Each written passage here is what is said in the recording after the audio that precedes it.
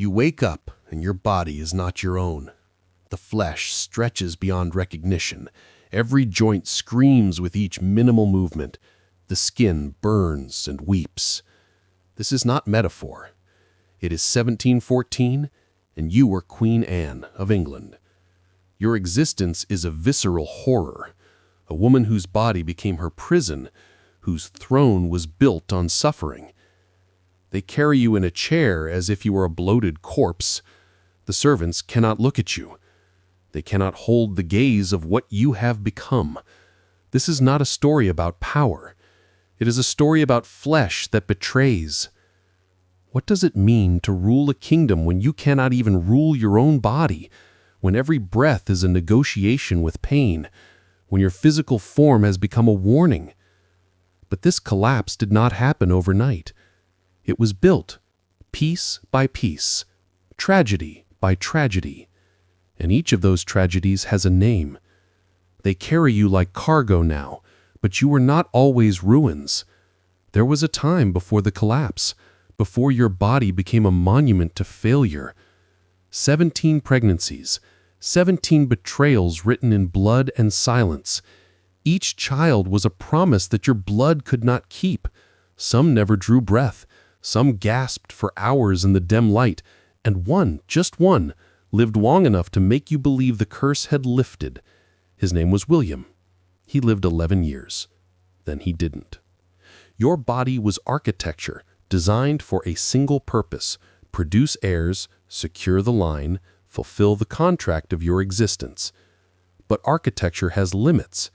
Each pregnancy added weight to a foundation already cracking. Each loss was a beam removed, a wall weakened. The physicians came with their certainty and their cruelty, bloodletting to balance the humors, mercury that burned through your veins like liquid accusation. They called it medicine. It was poison dressed in Latin. And grief, that invisible thing, became physical. It reshaped bone. It thickened blood. It turned your body into a living monument of everything you could not save. While you buckled under this impossible weight, the world outside did not look away. It leaned closer. It fed on the spectacle of your suffering. Your suffering was never yours alone. It belonged to the court, to the secretaries with ink-stained fingers who documented every moan, every tremor, every moment your body betrayed you in new and creative ways. They watched not with compassion, but with calculation, the question hanging in every gilded corridor: when will she die? Who inherits the throne?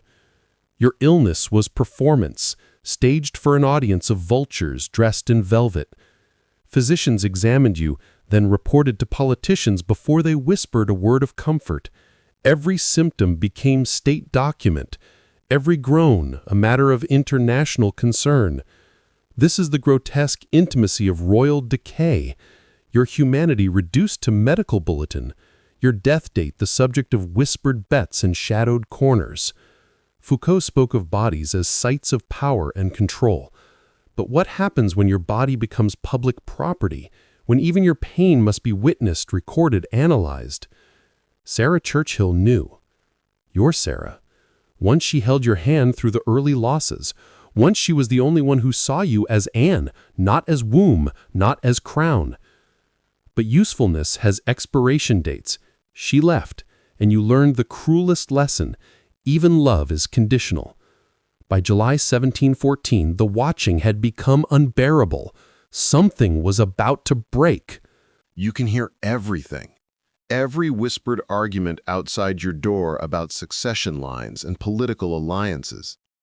Every calculation made in voices that think you're already gone. They speak about you as if you're a corpse they're simply waiting to bury. But you are still here, trapped, conscious, unable to respond, unable to correct them, unable to even beg for water.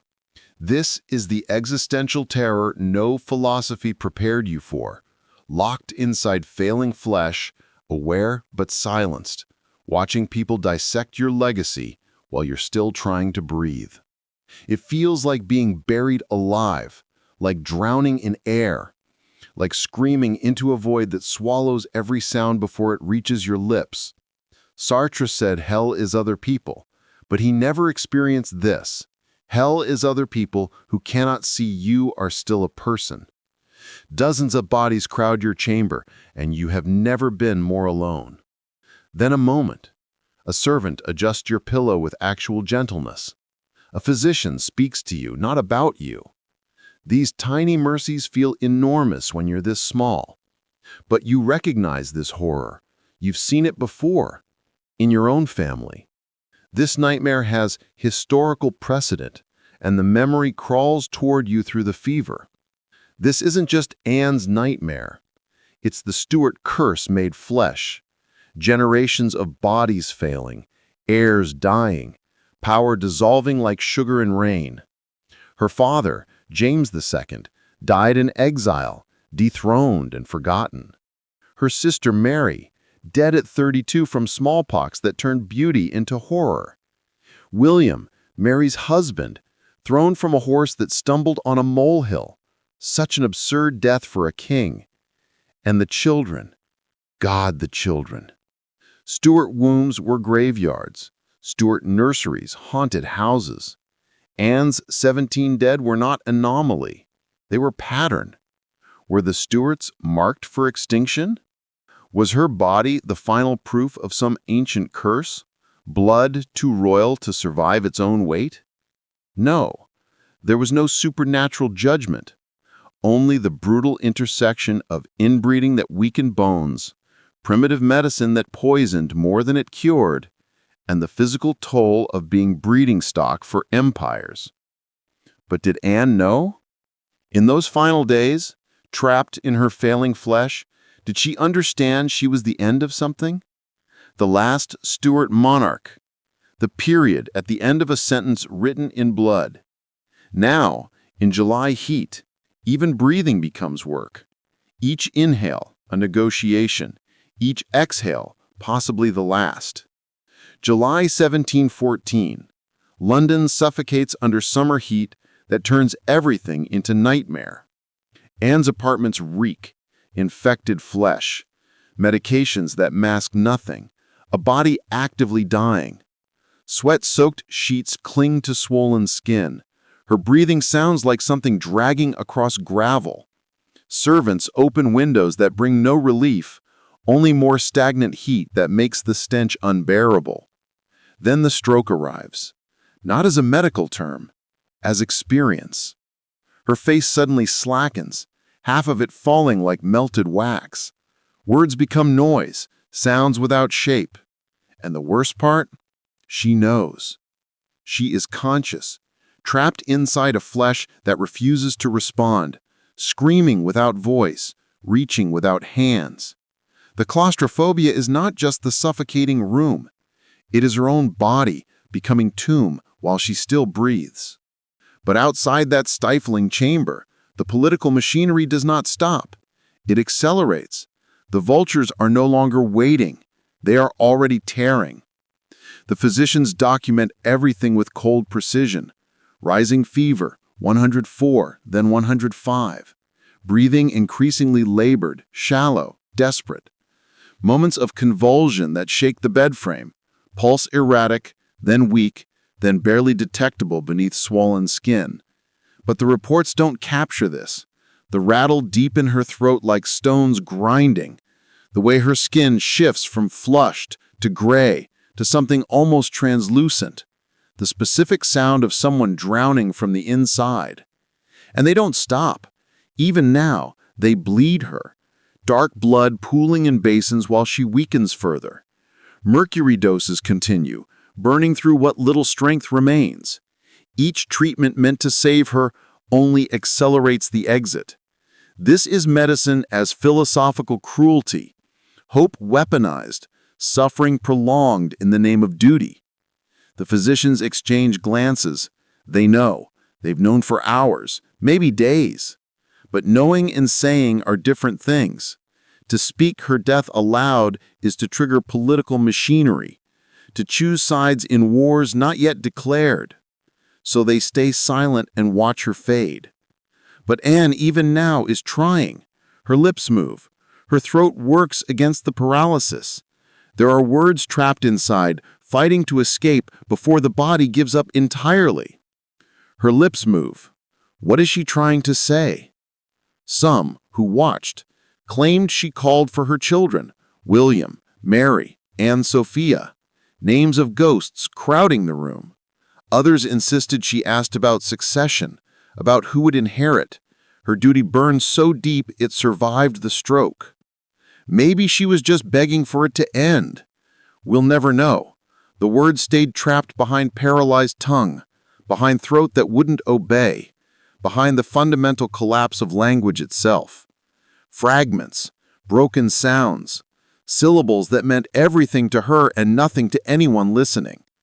This is the tragedy of dying with things unsaid. Thoughts that remain locked inside dissolving consciousness, final statements that never form. And the court leaned closer, desperate to interpret her moans as political will, her gasps as religious confession, her random sounds as anything useful for the wars to come. Even her death sounds were commodified. Even her animal suffering was material for historical record. But then something shifts. Her eyes change, not closing, changing. The awareness behind them flickers differently, not gone yet, but going, watching something the living cannot see. This is the moment between. Her eyes are open, but they see nothing in this room. The breathing has changed, no longer struggle, but something else. A rhythm that belongs to neither the living nor the dead. She has gone somewhere the watchers cannot follow, but she hasn't yet left. This is the threshold, the doorway between rooms, the space where medieval priests believed the dying could see what the living were blind to. Angels, demons, the faces of those who went before.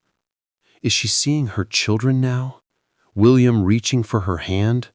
Or is this just biology, the brain shutting down sector by sector, consciousness fragmenting into chemical reactions and failing synapses? We cannot know, and the ambiguity is the horror. Is there still a self in there, aware of this transition, experiencing this dissolution? Or is the person already gone while the body performs its final mechanical duties? The physicians check her pulse at the wrist, the throat, lean close to feel breath that barely disturbs the air. They're waiting for the exact moment they can call it, watching for the line that, once crossed, changes everything. Time stretches, suspended between seconds. And then, 7:30 a.m., August 1st, 1714. She dies. The room explodes. Not with grief, with action. Messengers already running before her final breath settles. Letters sealed with shaking hands. Horses saddled in the pre-dawn dark. A queen's death is a starting gun, and the race has begun. Her body lies finally, mercifully still. The first stillness she's known in weeks. But everything around her is frantic motion. A stone dropped in water, ripples spreading outward. Through Kensington Palace, where courtiers choose sides in seconds. Through London, where bells will soon toll. Through Britain, where the news travels on horseback. Across Europe, where thrones adjust their positions on the board. The Privy Council convenes within the hour. George of Hanover is proclaimed king before Anne's body cools. Documents that took months to prepare are suddenly executed in minutes. And she is immediately irrelevant. The moment breath stopped, she stopped mattering. They step over her legacy like a puddle, already rewriting the story. Her suffering becomes footnote. Her 17 dead children, historical trivia. She is convenient now, tidy, resolved. But her body remains, and what they do to it next is its own violation. They cut into her, not for medicine now, for documentation. The autopsy is violence disguised as science. physicians slicing through flesh that endured so much violation in life. They catalog everything with cold precision: diseased organs, limbs swollen beyond natural proportion, the internal landscape of 17 pregnancies written in scar tissue and structural damage. Each notation a reduction, each measurement turning person into specimen. Her uterus is examined, discussed, dissected for clues. Why did she fail? What was wrong with the mechanism? This was Anne, a woman who loved, who grieved, who ruled. Now she's inventory, failed experiment, cautionary medical tale. And the findings don't stay private. Within days, the autopsy details spread, whispered in corridors, discussed in taverns, printed in pamphlets. Her most intimate failures become public consumption. Foucault wrote about the body as site of power and knowledge. But whose knowledge? Whose power? The physicians use her corpse to explain divine will, to justify succession, to prove that God himself had rejected the Stuart line. Her dead body is more politically useful than her living voice ever was. But the violation isn't finished. Her funeral awaits, and somehow, impossibly, it will be worse. Her funeral is theater. Elaborate, expensive, choreographed grief performed for audiences who never cared. The pageantry cost a fortune: black velvet, gold trim, hundreds of mourners dressed in official sorrow. Courtiers who couldn't look at her dying body now weep publicly with practiced elegance. Politicians who fought over her deathbed now deliver eulogies praising her wisdom, her grace, her divine right. A nation that mocked her swollen flesh now celebrates her glorious reign. Everyone wears masks. Everyone plays their role. But no one is actually mourning Anne. This spectacle isn't about her. It's about legitimizing transition, demonstrating continuity, making the living feel secure in the new order. The ceremony lasts hours. The cost could feed thousands. The attendees number in the hundreds, people who never visited her in those final suffocating days, who never held her hand through any of those 17 losses, who measured her worth in airs she couldn't produce.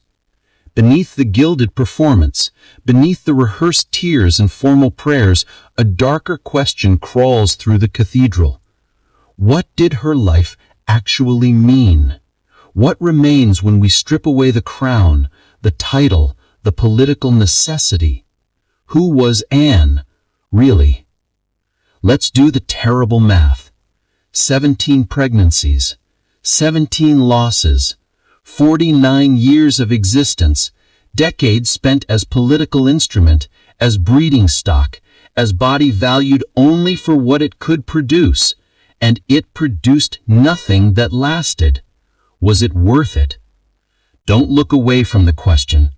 Sit with its cruelty.